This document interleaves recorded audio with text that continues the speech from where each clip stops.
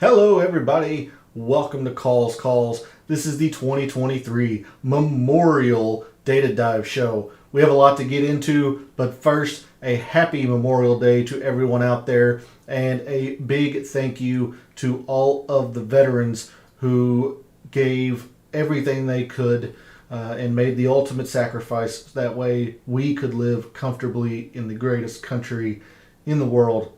So, a happy Memorial Day to everybody. And thank you to all of the veterans who made sacrifices throughout all of the years. A fun show for you all, and a special show for yours truly, as this is the 2-year anniversary of the channel starting.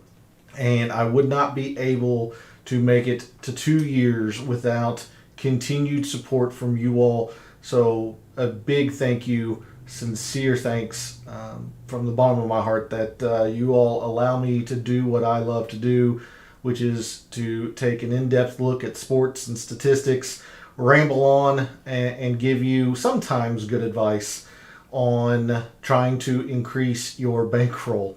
But a very special show and a fun show for you all.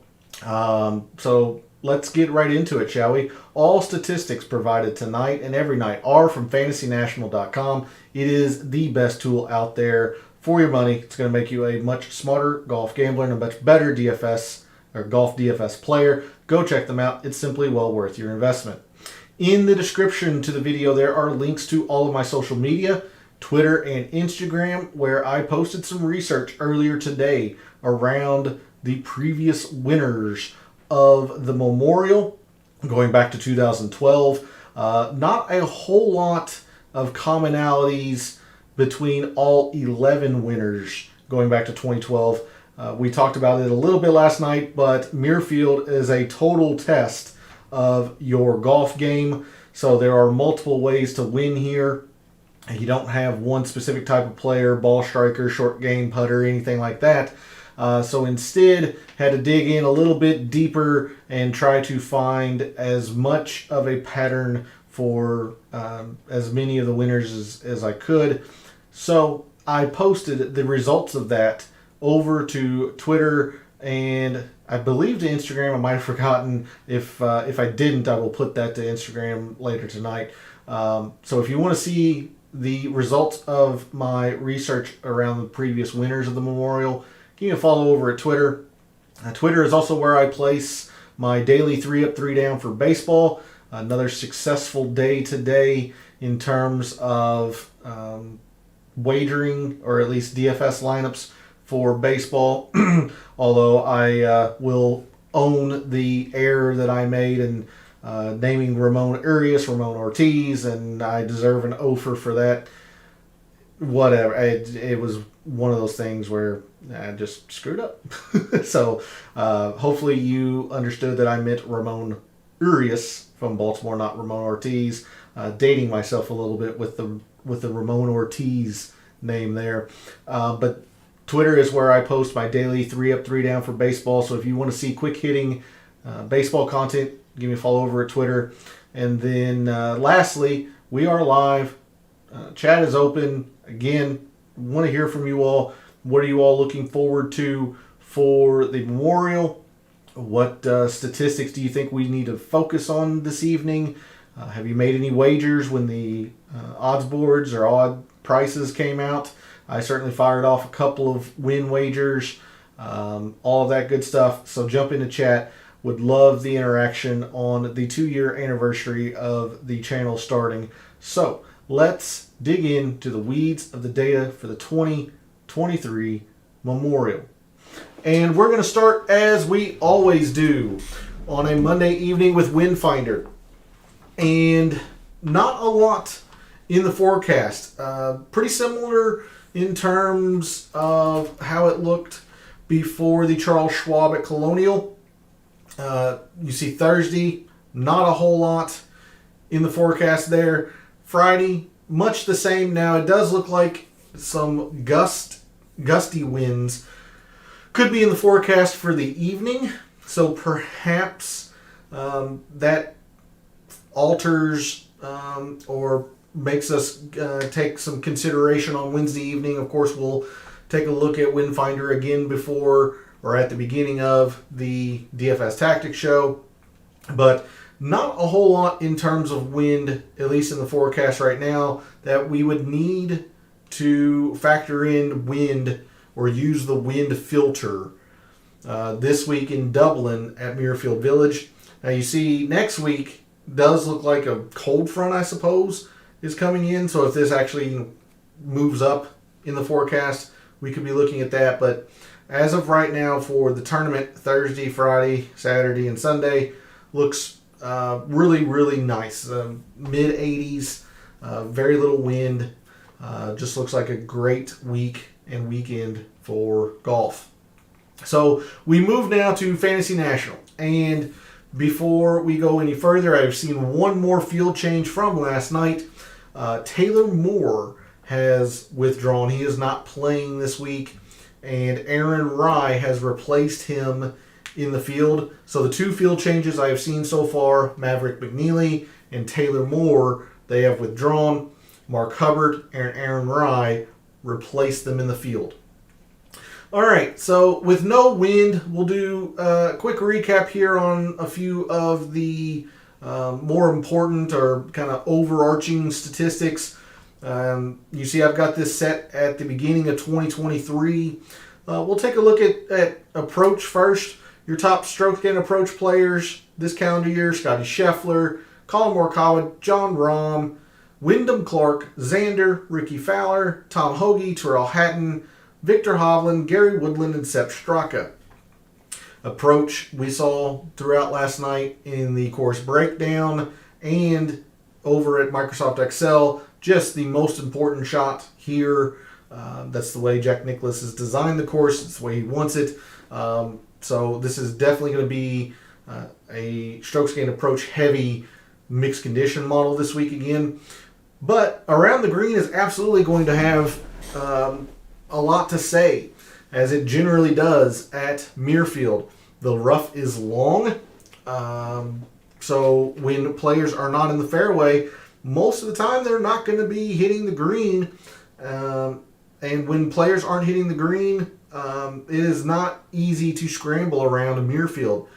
So we are going to take a look at some strokes gained around the green data quite a bit tonight, but we'll start with just the no filter, just the pure strokes gained around the green in this calendar year. So in that regard, in fact, I just realized I need to factor in all rounds, not just the last 50. I believe there are a few players that might have 51 or 52. Won't change. But, I wanted around the green, not putting.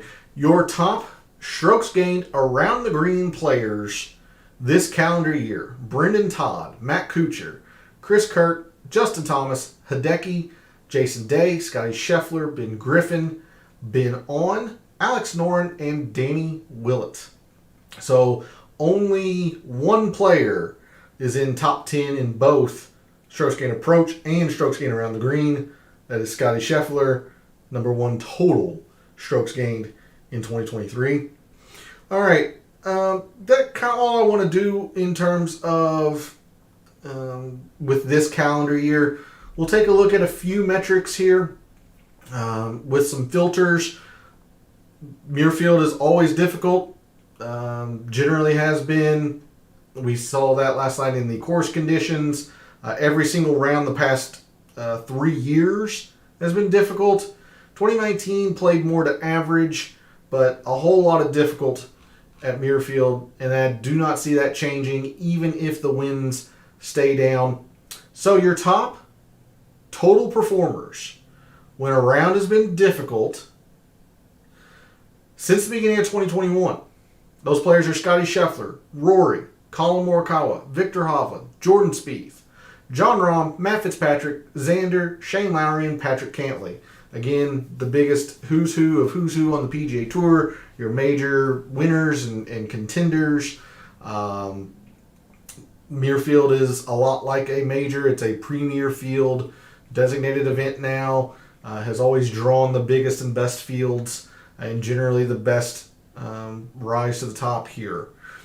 Something else that we definitely need to look at is long courses.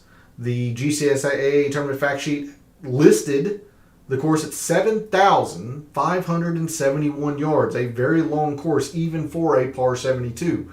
So, on long courses, since the beginning of 2021, your top performers: John Rahm, Xander, Corey Connors, Scotty Scheffler, Rory, Sam Stevens, Colin Morikawa, Sungjae, Keegan Bradley, and Jordan Spieth. A lot of overlap between difficult and long. Generally, that is how majors are set up. But something we definitely don't want to ignore, of course, this is a Jack Nicklaus design. Let's take a look at Jack Nicklaus designs. And last night I only went back to 2021 just to keep the timeline consistent. Instead, what I'm going to do, let's go all the way back to 2019, which would be the beginning of the 5 year, or going back 5 years, as I normally do with historical statistics. So in the past 4+ years, since the beginning of 2019, your top performers on Jack Nicklaus designed courses have been Patrick Cantlay, 2-time winner here at Muirfield, Colin Morikawa, Scotty Scheffler, John Rahm, Billy Horschel, your defending champion here, Russell Henley, Xander, Shane Lowry, Jason Day, and Jordan Spieth.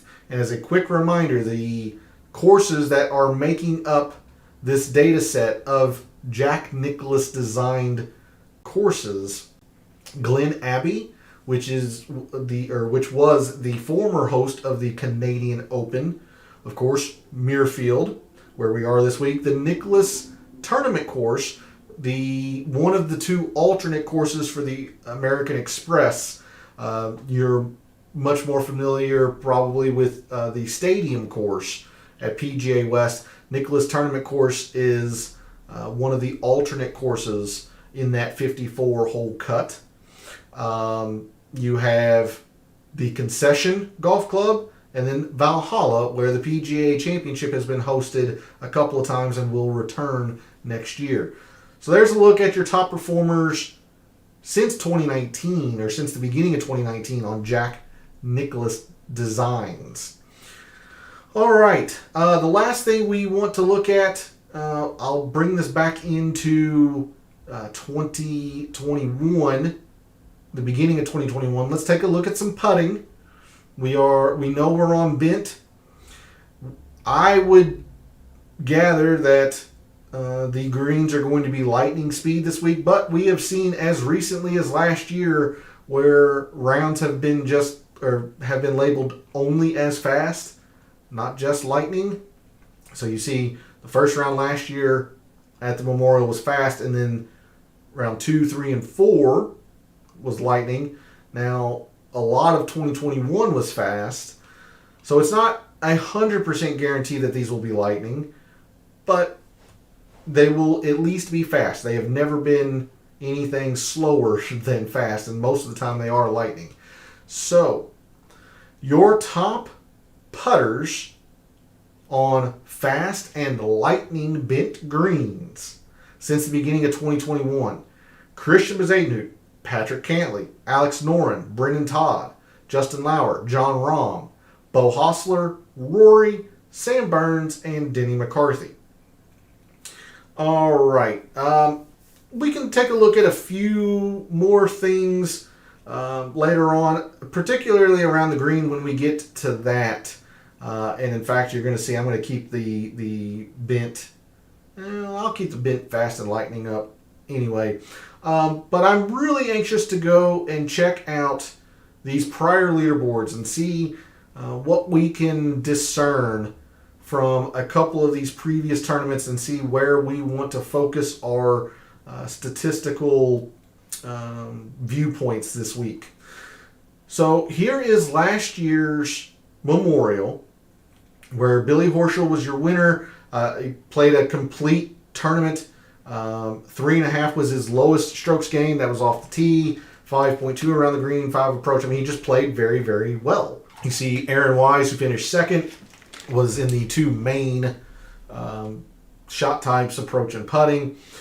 If we highlight, this is the top 17 here, just due to ties, not a single player is negative in terms of strokes gained approach. Off the tee, pretty hit and miss. I mean, yes, most of your top-end performers are going to be positive off the tee, but you have some very poor performances, and it doesn't preclude you or doesn't eliminate you from contending here. See, Denny McCarthy, minus 3.5 or 3.6. John Rahm was bad off the tee last year here, 1.5. Cameron Smith, 2. Davis Riley, 1.1. Still did not prevent them from contending. Putting, another big facet. You see only 2 players negative in putting, Connors and Mito. Around the green, pretty... a lot more red than I thought there would be, in all honesty. Not a huge amount of number here. I mean, Joaquin Niemann, 2.3, 2 from Daniel Berger, 1.9 or 2 from Corey Connors. But you have some bigger numbers up here, too. Denny McCarthy, 7, 6 from Cam Smith, 5 from Billy Horschel. So if we sort on this, there's your strokes gain approach. As you would expect, pretty correlating. I mean, you do have a clunker from Adam Scott. He hit the irons immaculately and didn't do a damn thing else last year. That's why he was a clunker of a made cut. But pretty solid beyond him. Around the green, fairly solid. A little bit more of your middling and cut makers, but still your top 3, 5th, 13th, and 1st. And then putting is a fairly decent deal here. Luke Donald didn't do very much else other than putt, so he missed the cut. But above him, you have Snedeker, Victor, but some other elite performances as well. If we look at 2021, just very quickly, in the, what I will say, the asterisk Patrick Cantlay win, the top 15, again, not a single player negative in terms of stroke gain approach. Only 1 negative in off the tee, but look at these numbers. 3.7, that was one of the highest. And you see it was not very correlating off the tee. Around the green, much more correlating. You see a whole lot more single digit or just flat out better finishes. Your total numbers up here are higher. And then the putting, Troy Merritt didn't do a damn thing other than putt that week. Adam Hadwin, putt very well, didn't do a damn thing else that week, but surrounded by elite finishes as well. Let's go ahead and move to the driving tab. And last night, especially throughout Microsoft Excel, we kept talking about how fairways just didn't seem to add up to mattering, even though in the course breakdown, fairways are, driving accuracy is much higher here, distance is lower, so you would think fairways are a premium. And my working hypothesis, if you will, was that everybody was just trying to hit the fairway so much that you weren't gaining much by going with fairways. So I'm just very curious to see how this shakes out. So of the top 17 from last year's Memorial, distance, you had a few players here that were negative. Not a whole lot of correlation, really. You had a couple of bigger numbers, but these are the players you would expect to have distance. Rahm and Cam Young and Rory, Wyndham Clark. Patrick Cantlay was really the only elite finisher. I don't know. John Rahm being 10th, that's pretty elite, I suppose. But Cantlay was your best performer who had quite a bit of distance. But if you sort on fairways, decent amount of cut making, I suppose, but nothing that stands out. Now, there's some huge numbers here. But of your top 17, you had quite a few players that were negative in fairways. You had 4 players that were negative in good drives. Only 3 negative in greens. I think that's probably where I'm leaning for right now. Just because these greens are small, it's a difficult course. Makes a lot of sense. If we sort on greens, your winner was tied for the lead in greens. The first, 13th, and 3rd. Pretty solid. Middling or top 30 from Pat Perez. Clunker from Doug Gim. Fairly high miscut, but that's that's fairly solid up there. These first 10 or so, that's fairly solid for greens. So we'll go 2021 as well. And look at the driving. Again, these top 15, like the distance just kind of doesn't matter. Not a whole lot of big numbers here. Fairways, you've got several players that are negative, but not a single player was negative in greens. And if we sort, once again, the winner tied for the lead in greens gained. And pretty solid correlation as well. So the more I looked at it today, the more I feel pretty darn confident and comfortable with going with greens. So let's go ahead and move to that tab or that page view for the players in the field this week. And we'll take a look at this in a few different ways. Let me remove the bent, fast, and lightning.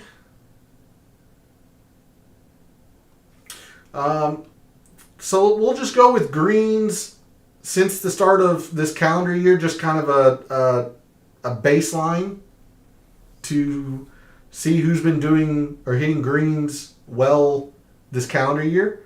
Your top greens gained players in this calendar year in the field this week: Scotty Scheffler, Jon Rahm, Xander, Joseph Bramlett, Colin Morikawa, Stefan Jaeger, Corey Connors, Gary Woodland, Aaron Rai, Shane Lowry, and Patrick Cantlay. All right, so now we'll take a look at this in a few different ways. First, we'll go with greens when it's difficult. A very obvious combination of metric and filter. So when a round has been difficult since the beginning of 2021, your top greens gained players: Colin Morikawa, Jon Rahm, Corey Connors, Scotty Scheffler, Patrick Cantlay, Alex Smalley, Xander Schauffele, Shane Lowry, Rory, and Will Gordon. Something else that we definitely want to look at. Let's look at greens gained in long rough. If a player is missing the fairway, and they're not going to hit every single fairway here at Muirfield this week, let's see if the players that are able to hit out of long rough and still hit the green. So your top greens gained players in long rough since the beginning of 2021: Corey Connors, Rory, Scotty Scheffler, Jon Rahm, Patrick Cantlay, Emiliano Grillo, Aaron Rai, Sungjae, Xander, and Colin Morikawa. So again, a whole lot of overlap here. Grillo, first time I think we've said him tonight. So doing it or playing well in long rough. Aaron Rai, I believe that's the first time we've said him is jumping up here in long rough. And we definitely want to look at greens on long courses, since this is close to 7,600 yards. So your top greens gained players on long courses: Corey Connors, Jon Rahm, Alex Smalley, Scotty Scheffler, Colin Morikawa, Joseph Bramlett, Shane Lowry, Xander, Aaron Rai, and Nate Lashley. So a lot of overlap between difficult or when a round is difficult and long course for these greens gained players. Nate Lashley might be one of the more unique names in that regard, but a whole lot of same names there. I am confident that the greens in regulation gained, I'll use difficult, maybe long rough, maybe long courses. I know I won't be combining the Jack Nicklaus filter with it, but I don't think it's erroneous to look at greens gained on Jack Nicklaus courses. So again, I'll back this out to 2019.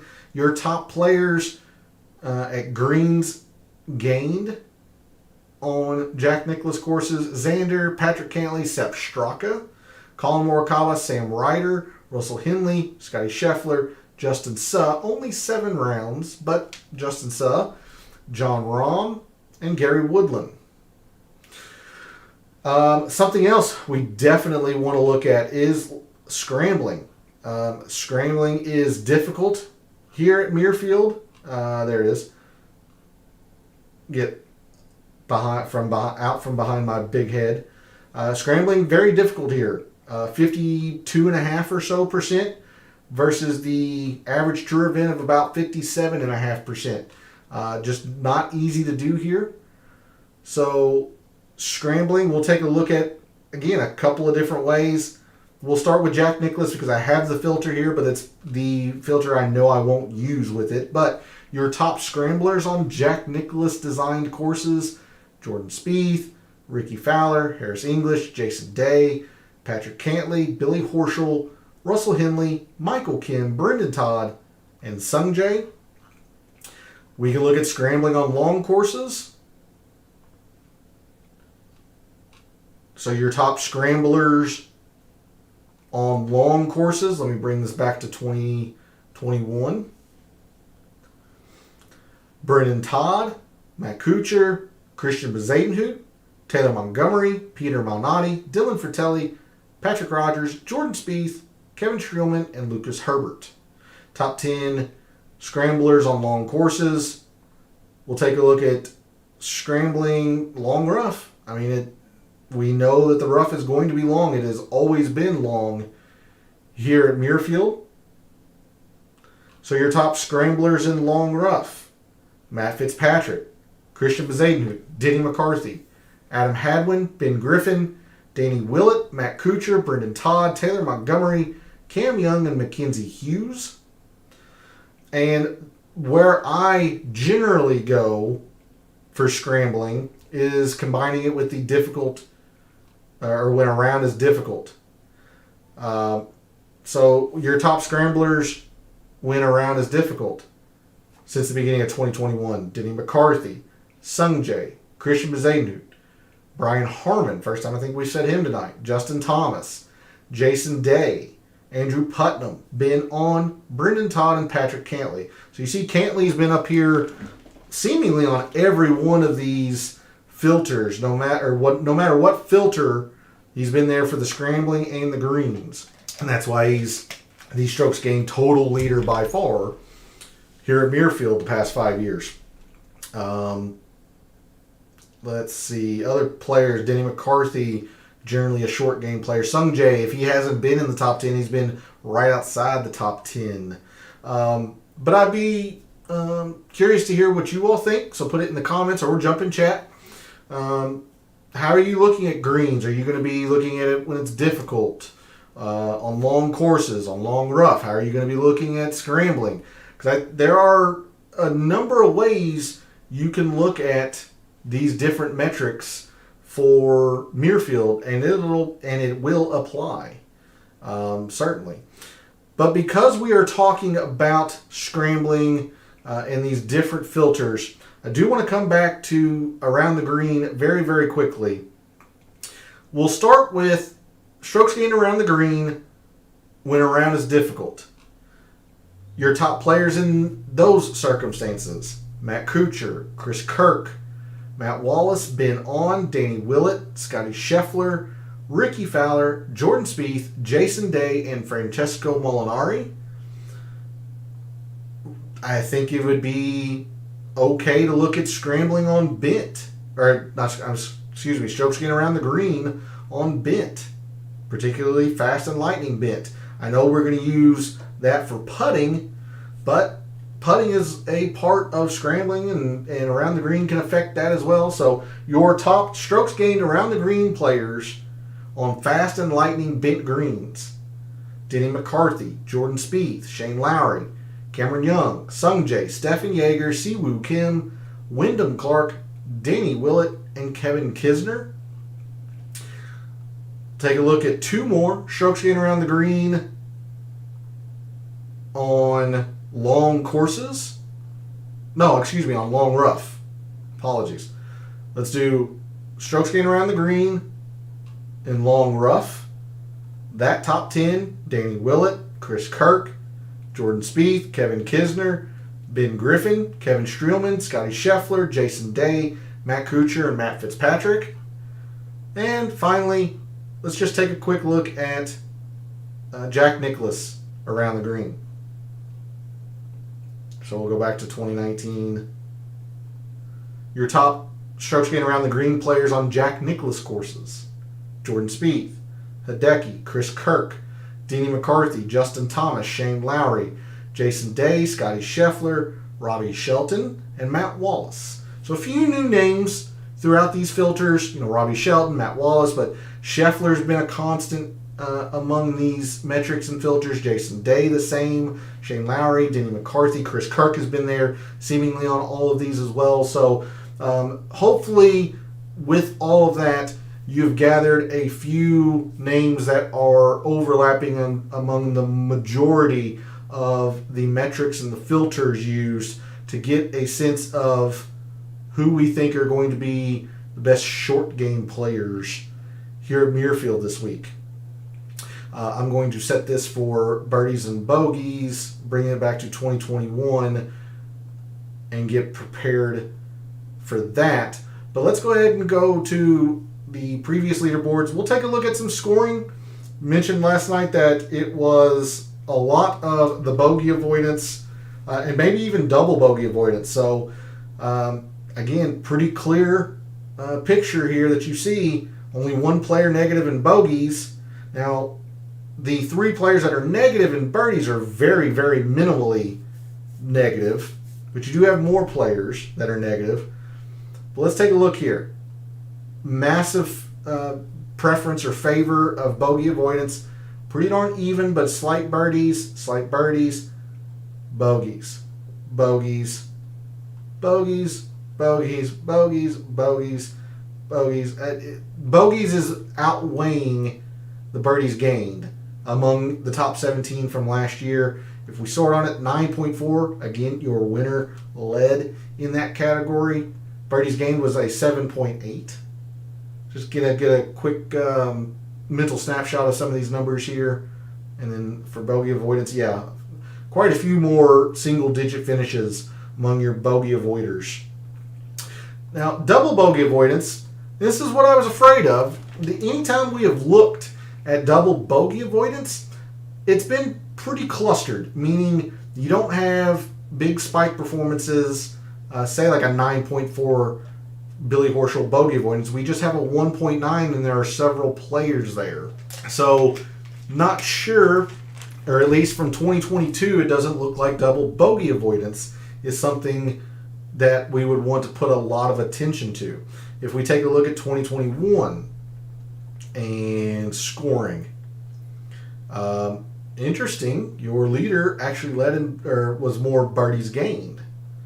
Big, heavy preference in birdies gained for 2021. Okay. Your top 15, only one negative in each. If we sort, that's pretty strong for the upper echelon there. 2, 3, 1, 6, 18, and 4. It's pretty strong. Bogey avoidance, also strong. 11, 2, 1, 6. Birdies slightly outweighing the bogeys in 2021, it looks like. Okay. Double bogey avoidance, again, there's just this cluster. You got 2.2. It's higher than what we've seen, but it's still not great. So I don't know if double bogey avoidance is something we really want to check out. All right, so when we move to this year's field, your top bogey avoiders when a round's difficult, and this has just always been my preferred to combine a scoring metric like bogeys avoided or birdies gained, birdies are better, with a scoring filter. Easy, difficult to par, etc. That is always going to be my preference. That's where I'm going to be going when I make the mixed condition model.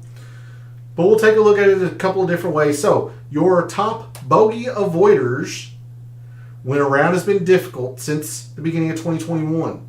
Scotty Scheffler, Shane Lowry, Colin Morikawa, Sungjae, Xander, Patrick Cantlay, Matt Fitzpatrick, Rory, Victor Hovland, and Hideki. If we look at bogey avoiders on long courses, those players: Matt Fitzpatrick, Harris English, Brennan Todd, Shane Lowry, Sungjae, Gary Woodland, Jordan Spieth, Rory, Thomas Detry, first time we've said him tonight, and Corey Connors. So a new list of names here. to combine with a lot of the scrambling and greens, and a little bit of overlap between bogeys avoided, difficult bogeys avoided on long courses as well. But a couple of new names here: Thomas Detry, Harris English. Brendan Todd was up there once or twice, but now he's making an appearance in bogey avoidance. Yeah, we can look at Jack Nicklaus courses, I suppose. Maybe. 19. But again, I am going to be using bogey avoidance when it's difficult. That is just, I prefer to match the scoring metric with a scoring filter. But your top bogey avoiders on Jack Nicklaus courses: Russell Henley, Colin Morikawa, Patrick Cantlay, Ches Reavie, first time we've said him tonight, I believe, Billy Horschel, Chris Kirk, John Rahm, Jason Day, Scotty Scheffler, and Brendan Todd. All right. I think I'm going to be going with the bogeys avoided. I don't see myself doing anything with opportunities because I'm going to be pretty focused on strokes gain approach. I'm going to have a whole lot more strokes gain around the green percentage than I normally do in my mixed condition models. So I don't see myself doing much more on this page view other than bogey avoidance. Famous last words, I'm sure, but it's just the way I'm kind of seeing it. All right, we will prep this for procs. And again, one of the biggest things that I like to see if I can figure out on these prior leaderboards, see if proximity is something. Now, the most common approach shots are from 150 to 175 and 175 to 200. But you have a fair share of negatives in those two ranges, especially in the 175 to 200. Now, 150 to 175, you do have a decent run here of good performance, but your winner was negative in that range. Again, total procs is the best performing of all of the proximities, but does it really make sense since these greens are small? Proximity is going to naturally be closer anyway. I'm not seeing a whole lot here, at least from last year's leaderboard, that would signify a lot of attention. But then again, your first two players, your first two on the leaderboard, were the top two in total procs. 150 to 175. I mean, you got a couple of elite finishes, but nothing stands out in terms of direct correlation. 175 to 200. Pretty high miscut from Matt Fitzpatrick. Do have a lot more great finishes, but you have a lot of miscuts up here as well. Again, proximity looks like the best, but even so, it was negative from Microsoft Excel. So, not seeing much there. 2021. Now, if the top two are your top proximity players this year as well, then you might be on to something. But top 15, no real standout performer. Even in the total procs, you've got a fair share of your negatives here. Decent share of negative players in both 150 to 175 and 175 to 2. If we sort, not much here. Not much here at all. Nothing here. I mean, look at all these miscuts. High up, 175 to 2. A little bit better, I suppose, but not strong. I just don't see much with proximity. If you are wanting to see proximity, jump into chat. I'll show it very quickly. But instead, I'm just going to go ahead and jump into the par 3s, 4s, and 5s. I just don't see much with proximity, and I don't think I'm going to be using proximity in my mixed condition model this week. We look at par 3s very, very quickly. 3s, 4s, and 5s. 3 of the par 3s measure 200 to 225, and then you have one that's 175 to 200. I believe that's correct. Yeah.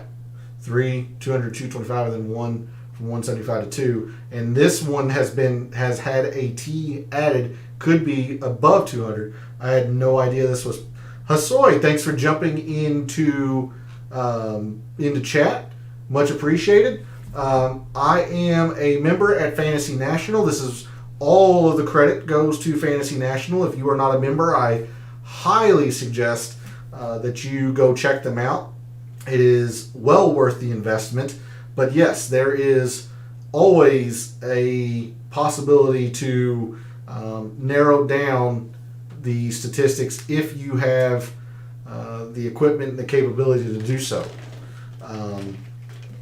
And as a statistical analyst, proximity has always been my biggest weakness in terms of golf. I just don't see much in terms of correlation a lot of times between the most prevalent or the most common approach shot and leaderboard success. So for example, very quickly, like at Memorial or at Muirfield where we are this week, approach shot, most common approach shots are from 150 to 175 and 175 to 200, but we just looked at the prior leaderboards and it didn't lead to much. In terms of stats, when you look at people that, it's getting something you can call it, hadn't won in a while, I don't know about that.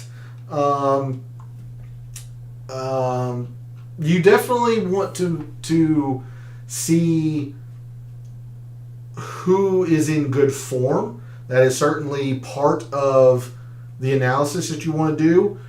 But with courses like Memorial and last week at Colonial at Charles Schwab, it's always important to look at what is important at that course. There is a common terminology in golf, a horse for course. Some players are built for courses and some aren't. So I always want to look at prior leaderboards and see what plays. Seems like a lot of tour wins come from nowhere. Some can, and again that's going to be around the course. Some courses lend themselves to volatile results, especially if a course has a lot of water in play.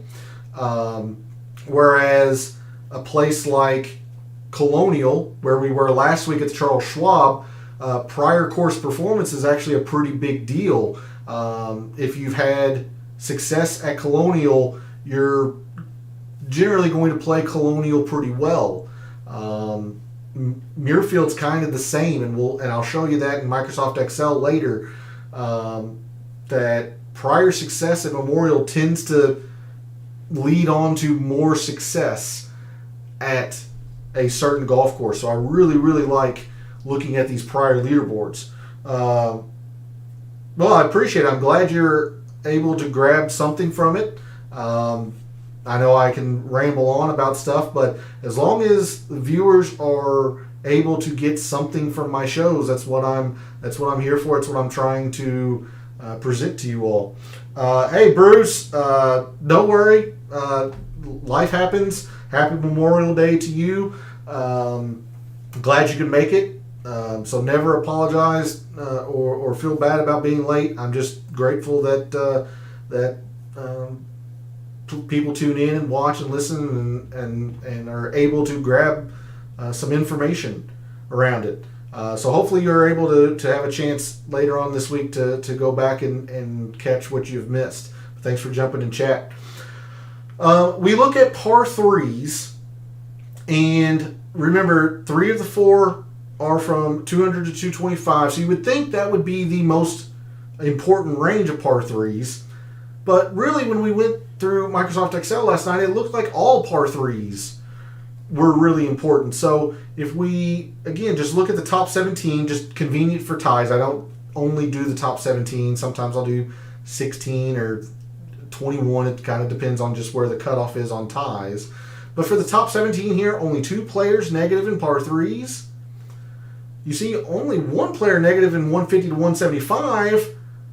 But there's no holes that measure to that on the scorecard, so you don't really want to look at that range. Evening Pete, thanks for jumping in chat. Happy Memorial Day. Hopefully you are ready for the Memorial. and had a successful Charles Schwab challenge this past week. Thanks for jumping in the chat and joining this evening. Loving the participation.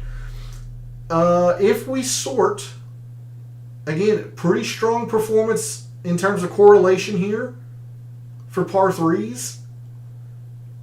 The 175-2 actually has the biggest numbers, 3.7.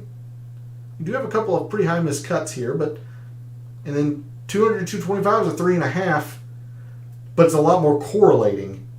So perhaps this is where we are gathering or grabbing the importance of the 200-225, considering how correlating it is, even though some of the numbers are lower than in the 175-2. Okay. Are there any stats correlating world ranking and likelihood of winning? I don't think so. The OWGR, the way I understand it, and I'm not an expert on the OWGR specifically, the way I understand it, they are trying to rank a player that if the number one player is in the field, he should win that week because he's the best player in the world. And that's why I always, as I was alluding to a little bit earlier, Hasoy, that some players just aren't good, or their game is not built for a certain course. Think of somebody like Kevin Kisner, for example. This is just the best example that comes to mind. Kevin Kisner does not have a lot of length, so he much prefers to play on shorter courses where he does not have a lot of length. So the fact that a long course doesn't put him at a disadvantage right off the bat. In terms of your question, correlating world ranking and likelihood of winning, I don't think so. Just generally speaking, the higher your world golf ranking, supposedly the more likely you are to win. 1 versus 2 versus 3 versus 8 versus 17 or whatever. But then again, that can be a bit misleading, as some players like Ricky Fowler, for example, have been very, very good recently, but their world ranking is still low because the world ranking goes back 2 years. And Ricky Fowler was not very good for the past year and a half. So there is no perfect formula for it. If there was, I'd be a rich man and I would sell you it, but I don't have it. So no is the long. I gave you a long-winded answer of no. I think is where I would go with that. But you see, last year's, coming back to the Memorial and the par threes here, you see the Memorial par threes pretty darn important. If we look at 2021, you'll see a lot of the same. It's flawed, but I mean it's a noble attempt. It's a noble attempt. It's flawed, but it needs some updating, I would think. For 2021, par threes, again, fairly strong, a little bit less correlating than last year's. A couple of missed cuts pretty high. 175-2 has a 4.2, whereas the 200 took 4.6. Okay. All right. Let's take a look at this year's field. Your top par 3 performers in the field this week. Let me bring the timeline into just this calendar year. I want to look at just recent performance on pars 3s, 4s, and 5s. Your top par 3 performers this calendar year: John Rahm, Christian Bezuidenhout, Scotty Scheffler, Sam Ryder, Ricky Fowler, Ben Taylor, Sam Burns, Ben Griffin, Justin Suh, and Robbie Shelton.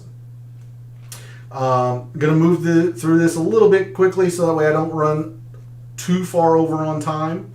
But of course, if there are any questions, feel free to jump in chat. I will do my best to answer. Par 4s, again, a quick reminder from the initial research show, 7 of your 10 or 70% of your par 4s measure 450 to 5. So this is probably going to be the main length of par 4s we want to look at. How are you weighing the following in importance this week? So off the tee does not matter. Off the tee I am not doing anything with at all. So that's an X. That's a drop. Approach is going to be the most important, but it's also vital for me to explain to you that I am a strokes gained approach preferred analyst, meaning that I'm going to default to strokes gained approach as that is my bias. I still think it's going to be the most important this week, but there is a lot of emphasis in around the green, Bruce, absolutely. So the first two, yes.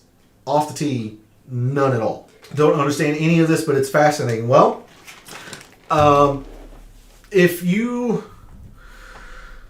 I do not like hearing that you don't understand, because that means I want to try to explain it. But then it's going to be going on a long show. So what if you could narrow down one thing, Hosoi, to say that you don't understand, what would that be, or where is your starting point? Maybe that'll help me figure out how to explain this a little better. Brand new? Okay. All right. Let me get through the par 4s and the par 5s, and I'll see what I can conjure up here in terms of a way to think about this. I guess I'll ask, are you familiar with strokes gained as a concept? Because almost all golf statistics are based around strokes gained. So if you are not familiar with that concept, I think that would probably be the best way to start, at least for this evening. And if you're familiar with strokes gained, then maybe we'll take a step further. So let me get through these par 4s and par 5s, and then we'll go to, or I'll try to explain strokes gained. Or if somebody in the community would like to, while I'm going through this, feel free as well. You don't have to leave it just to me. But for the par 4s, again, 70% of your par 4s measure from 450 to 5. And you see last year, Billy Horschel, you had 8.8 total in par 4s. 8.1 of that came from 450 to 5. You see how important the par 4s are in general. Only 2 players negative in par 4s total. Only 2 players negative in 450 to 5. If we sort, 10.8, yeah, I mean, that's very strong. But look at these numbers here for the 450 to 5. It's about the same. 2021 in the par 4s. Yeah, 12.2 from your winner, a 10.3 in that range. Yeah, lots of correlation. Yeah, there you go. I can't illustrate it much better in terms of direct correlation than this. Your top 4 finishers in 2021 were your top 4 performers at par 4s that year. It's just big time correlation.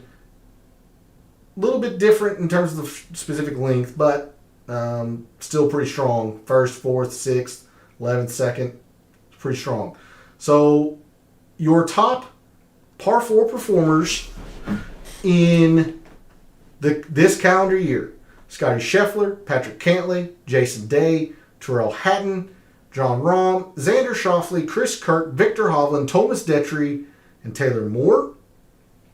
The specific length of par 4s here at Muirfield from 450 to 5, your top performers: Scotty Scheffler, Patrick Cantlay, Victor Hovland, Ryan Fox, first time we've said him tonight, I believe. Taylor Pendrith, first time we've said him tonight. Justin Thomas, Siwoo Kim, Stephen Yeager, Austin Eckroat, Jason Day, and Wyndham Clark. And then moving to the par 5s, where we're going to have a bit of significance as well. There are 4 par 5s at Muirfield. First time we've had a course that has 4 par 5s in a while. Last year's par 5s, only 1 player negative in terms of strokes gained par 5. So a big important factor at Muirfield as well. 3 of your 4 par 5s measure 550 to 6. So that's where the majority of your strokes gained are coming there. Look at third, 5th, 13th, 3rd. You do have a miscut from Charlie Hoffman fairly high. Billy Horschel's very high up here. 500, 550. Pretty darn correlating. So it might just be the strokes gained par 5. Let's take a quick look at 2021 and par 5s. Yeah, again, the top 17 here, only 1 player negative in terms of strokes gained par 5. Only 1 player negative in the 550 to 6. If we sort 3rd, 2nd, 6th, a couple of top 20s in 6th, 9th. It's very, very strong. 6th, 3rd, 2nd. Fairly even between the distances. So let's just take a look at par 5s fairly quickly. Your top par 5 performers this calendar year: John Rahm, Xander, Patrick Cantley, Scotty Scheffler, Sung Jae, Wyndham Clark, Jordan Spieth, K.H. Lee, Colin Morikawa, and Matt Kuchar. All right, that's going to do it for the Fantasy National portion.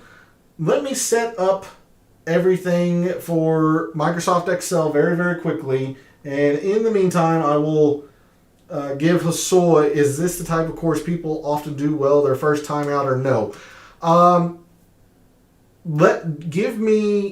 Remind me of that, or ask that question towards the end when we're doing the early look file, and I'll show you a bit of the research that I did around that. You have had a first-time winner here, Hideki, in 2014. He had never played Memorial before, and he won. Generally speaking, you need to have had some amount of success here. But again, ask me that once we're going through the early look portion, and I'll make sure to bring that up if I don't remember it on my own. Bring it up, but I'm pretty sure I'll remember it. But a good question. Generally speaking, you need to have some success, but there has been a first-time winner here before. All right, Hosoi, for a quick explanation. Strokes gained is a golf statistic that is used to measure performance between golfers. Anytime a player is positive in strokes gained means that they were an improvement on the average player in the field. So if a player is a 0 at all of their strokes gained, they were exactly average. So when we went through those prior leaderboards, you saw numbers such as 1.5 or 4.8, -3. That is in relation to the field average for that week. So when you hear a player gained 1 in putting, that means that player was 1 stroke better than the field average in putting for that particular round or tournament or whatever. That is the easiest, quickest, and quote dirtiest explanation I can give to you around golf statistics, is that it revolves around this thing called strokes gained.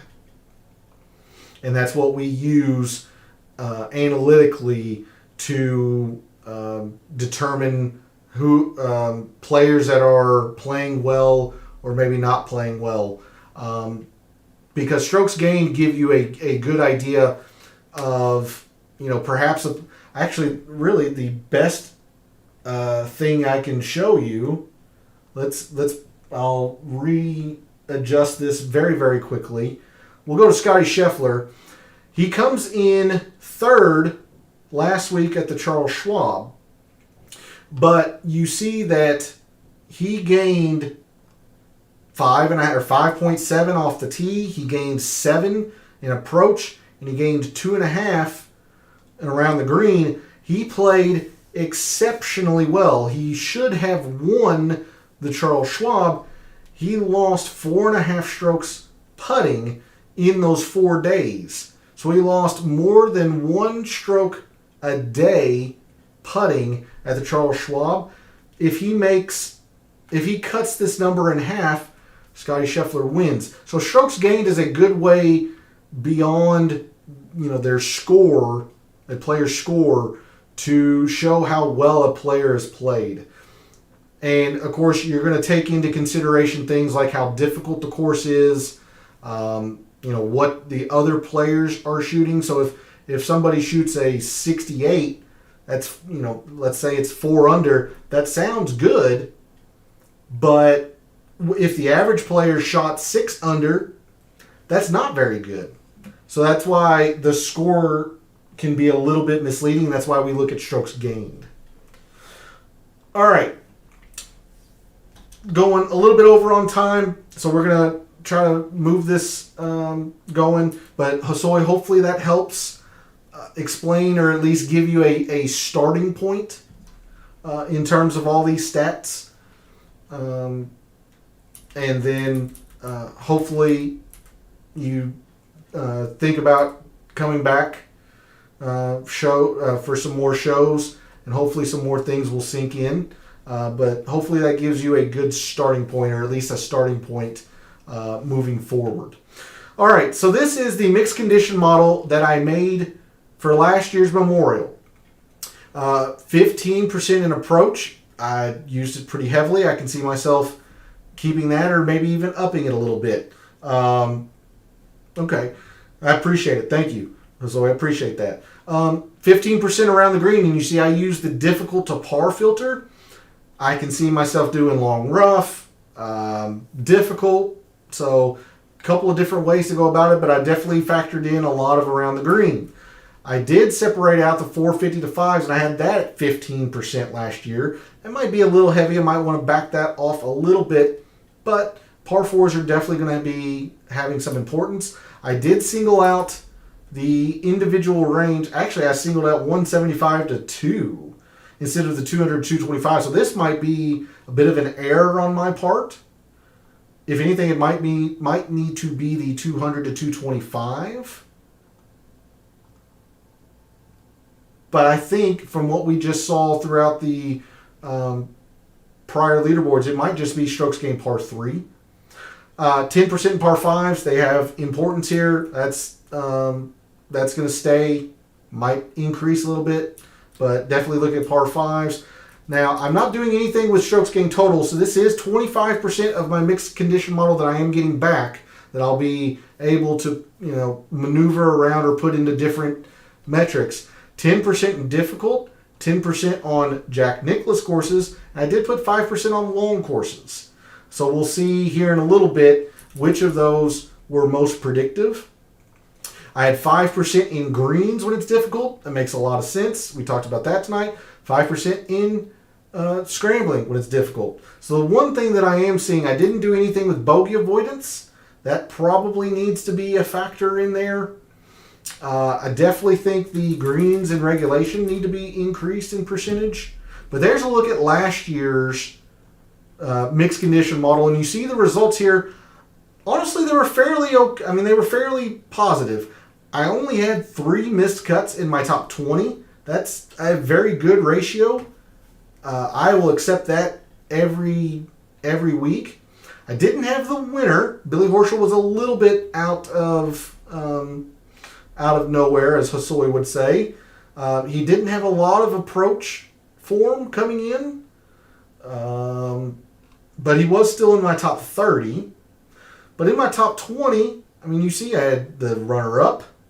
I had the 3rd place finisher, 5th, another 3rd, several top 10s and 15s. This is a pretty darn good mixed condition model, if I do say so. The only thing I'm lacking is the winner high up in my rankings, but only 3 missed cuts. Not a whole lot of terrible finishes either.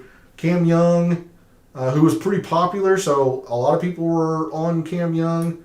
Chris Kirk also was pretty popular. He didn't play the best. This feels like a really good mixed condition model. So I'm going to see how predictive this was and go from there. So this is the top 25. If we were to sort last year's leaderboard on this top 25, this is the average of what they were coming in. So I talked about how Billy Horschel was 89th or whatever. So, you know, that's bringing that number down. But we also had Zalatoris, who was second.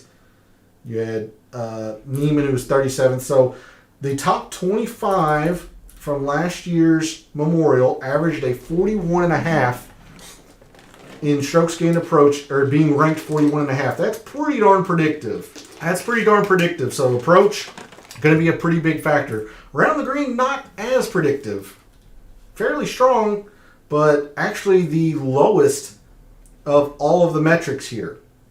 Greens, so scrambling is the last one. It's getting a little cut off. So 46.5 is the least predictive, but I still think around the green is going to have a big factor. Perhaps I need to change the filter. Maybe it's not difficult that I need to look at, but I'm definitely going to have some around the green in there. 450 to 5, just as predictive as approach, or 400ths off, so pretty good. Again, this looks like an error. These par 3s, 175 to 2, they are the third highest, so not great.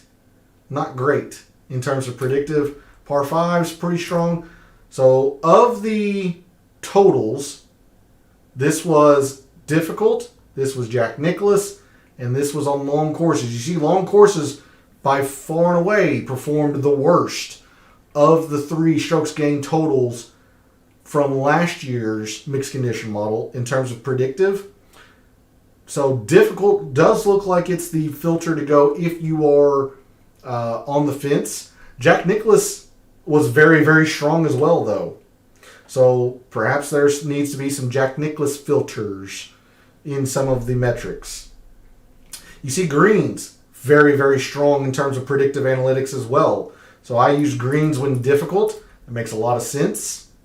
And then scrambling was the second worst in terms of predictive. And I use scrambling when difficult, which generally is my default. So maybe I need to change that filter, or it could have been an outlier year, but that is how my mixed condition model worked last year in terms of predicting how players were going to perform and how the results shook out. A pretty darn solid one, if I'm being honest. Pretty darn solid. The only thing I'm missing is the winner isn't in my top 20. But only 3 missed cuts. So I'm pretty happy with this result. I'd be happy with a repeat of this performance. All right, so there's last year's mixed condition model. Do not want to save that. Now we'll move very quickly to the detail around Memorial. And this will help you, Bruce, when you were asking about what shot types I was going to be factoring. Look at the off the tee. It's not even 1 for your top 30. The approach is 3 times that. Around the green, 1.6, that doesn't sound like a lot. That's actually a pretty big number for a course, because you see some of these other numbers here, like at the Travelers, it's only a 1.2. The John Deere, only a 0.9. Last week's Charles Schwab was only a 1. See just how big of a number this is compared to the other courses. Big factor. So these are the 2 premium strokes gained shot types that I'll be factoring in. I'm going to have approach. I'm going to have around the green. Of course, I'm going to have putting on fast and lightning Bermuda greens. But off the tee, not a factor. Not a factor at all. Moving into driving, fairways is just, it's low. It is not an important factor as much as you will hear that players have to hit the fairway, and they do here because the rough is penal, the working hypothesis that I have is that since all players are clubbing down and trying to hit the fairway, there isn't a lot to be gained by hitting the fairway looking at the analytics. It's just not a big number. It's the greens. It's the greens. You have a slightly high outlier here, but overall the greens are pretty solid in terms of consistency, and that number is pretty big. All right, looking at scoring, bogey avoidance, more so in the raw numbers than birdies gained. That tells you a whole lot. Although the past 2 years it hasn't been as important. But I'm still going to go with bogey avoidance. Eagles, just like last week at Charles Schwab, they just aren't really all that existent here at Memorial. So we're going to be looking at some bogeys avoided. Par 3s, 4s, and 5s. This is where I really like to look heavy into the data and get a real good look at what matters. Par 3s, a 1.9 total. Half of that is coming in the 175 to 2, and this number is double the others. So if there was a range, it does look like it's the 175 to 200. But having said that, remember, three of the 4 par 3s measure to this on the scorecard. So I think we're just looking at strokes gained total par 3s this week. Because this isn't even making up quite half. It's about 48%. So I think we're just looking at total par 3s. And this is a pretty darn huge outlier. If you remove that, it gets somewhat closer. So I think we're looking at strokes gained par 3. Moving on to par 4s. The two most important ranges. The most important range is the 450 to 5. It is just over 50%, so it is in consideration to be looked at by itself. Okay. This par 4 number really isn't all that big because, like 3.93, look at the Travelers, it's a 5. John Deere, it's a 4.5. Charles Schwab, it's a 4.85. So this actually isn't all that big of a number for par 4s. So maybe we just look at the 450 to 5. I'm not sure. But if there is a range, it is the 450 to 5. And then the par 5s, 2.2. And pretty darn solid throughout the years. Three of your 4 par 5s fall to this range, but it's not really outweighing this range by much, as you can see. So I think we're looking at just par 5s. Strokes gained total par 5s as well. No specific length. I think we're looking at total par 5s. We're looking at total par 3s. I'm a little undecided with the par 4s. So you'll have to come back Wednesday at the DFS Tactics show to see where I end up with that. But I'm pretty confident that it's just total par 3s and total par 5s. And then finally, we'll take a look quickly at procs. I know these numbers won't mean much, but all of these numbers are low. These are low numbers for how important procs is. Versus, if we go to comparing it against all of the other full field courses, really, there's only two ranges that matter, and it's, how much are we going to factor in the 200 plus? Maybe. 100 to 125 doesn't make a whole lot of sense at all because most of the par 4s are long here. So that's why I'm not great with proximity. All right, there is a look at Muirfield in a really magnified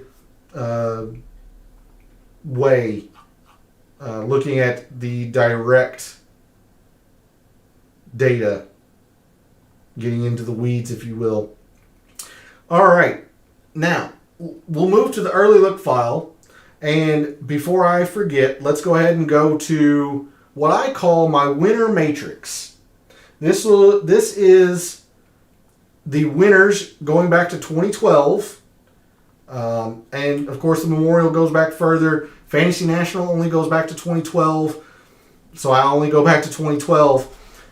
This is the performance of your winners and their form specifically at Memorial leading into the year they won. So you see, since Billy Horschel won last year, I don't collect what Patrick Cantlay did last year because it doesn't have an effect before his wins.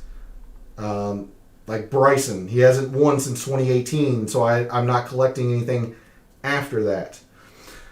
So Billy Horschel, he's missed the cut a couple of times, but you see he's had some pretty good amount of success here. Patrick Cantlay, of course, your strokes gained total leader. He's won it twice. He had a top 5. He's had a lot of success here. Jon Rahm is about the outlier. He missed the cut in 2017, then comes and wins in 2020. He probably would have won in 2021, considering he was up by 5 or 6 or whatever. So he's had a lot of success, but he's about the only one that didn't have a whole lot of prior success, Bruce, in terms of performance specifically at Memorial. You see Bryson, he'd only played it once, but he had a modicum of success. He made the cut. Jason Duffner, much the same. Now he missed the cut early, but in terms of recent form, specifically at Memorial, he had played well. William McGirt missed the cut, but he had made the cut the prior year. Seems more likely if new to the course, they won't knock it out of the park. Again, the only first-time winner was Hideki. It's not to say that they aren't going to play well. They very well could. Let's see if I can find somebody here. Of course, Matt Kuchar probably played way before that. Billy Horschel, 41st, that's nothing to, be terrible about. Bryson, 38th. But generally, if you're trying to find a winner, it looks like you've wanted to have some kind of modicum of success at Memorial. Jon Rahm's about the outlier in terms of having no prior success and having played. Hideki had never played, but Hideki's also a generational talent. So if you think somebody is a generational talent, maybe you consider it. But there is what I call the winner matrix, or gathering the winners of the specific tournament this week, the Memorial, and how they had fared at that tournament before they won. All right, let's go to the statistics here very, very quickly. I'm not even going to filter out players that have only played it once. Let's sort on some of these metrics now that we have went through the Data Dive show tonight and see who the best players are specifically at Memorial the past 5 years. So your top strokes gained approach players at Memorial the past 5 years. Adam Scott, you see he's 4 for 4. Patrick Cantlay, your strokes gained total leader. Scotty Scheffler's 2 for 2. Colin Morikawa's hit approaches very well here. Zach Johnson, but Zaydenhout's actually been very good with his irons here. Adam Schenk, Jon Rahm, Streelman, Xander. So there's a look at your top strokes gained approach players the past 5 years here at Muirfield. We'll take a look at around the green. Again, it's going to be a pretty darn important factor. So your top around the green players at Muirfield the past 5 years. Jon Rahm, Denny McCarthy, Matt Wallace 1 for 2, Lipsky 2 for 2, Aaron Rai only 1 time, Jordan Spieth 4 for 5, Siwoo Kim 5 for 5, Hideki 3 for 4, and a former champion. Like, his win's not even factored in to this 49th place finish because it's so far back at Memorial. There's Scheffler and Cantlay. Lucas Herbert's always a very good short game player. Jason Day, very good short game player. Has had a lot of success here. Definitely want to look at putting. You absolutely want to look at who has putt well at Muirfield. So your top putters at Muirfield the past 5 years. Gosh dang it. Aaron Rai, only one time, but he did putt the daylights out. Bo Hostler, again, very good on bent greens. John Rahm, as much as his putter can betray him, he's generally pretty good on bent, and that's why he's pretty good at the Masters. Bezaidnu's always a very good bent grass putter. Jason, a good putter in general. Jason Day, much the same as well. Sepp Straka. Siwoo has been very, very good on the greens here. Patrick Cantley, generally the number one bent grass putter. Spieth, Kuchar. Putnam has putt well, but you see his performance has not been great here. Denny McCarthy, world-class putter. So there's your top putters historically at in the past 5 years at Muirfield. If I say historically, I'm going to be in the past 5 years. A couple more, just very, very quickly. I do want to look at greens. Your top greens in regulation gained players. John Rahm, Garrick Higgo. Patrick, it's only one time, but he played very well. Patrick Cantley, Xander. Terrell Hatton has played a lot here, just not recently, so he's been good. Ches Reavie, only one time, but still. Zach Johnson, Adam Scott, Bezaidnu, Scheffler. You're seeing these same names pop over and over. CT Pan, interesting to see. 3 for 3. Nothing inspiring in terms of average finish, but 3 for 3. Granted, I said that about Rory Sabatini last week, and he shit the bed. So, what are you going to do? There's your top greens players.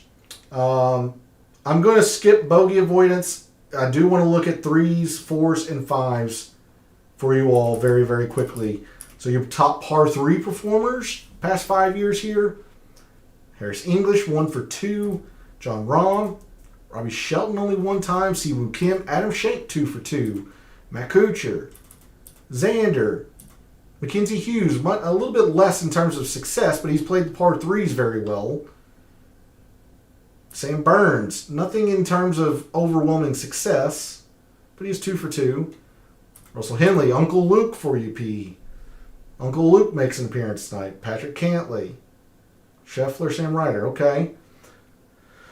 Par 4s.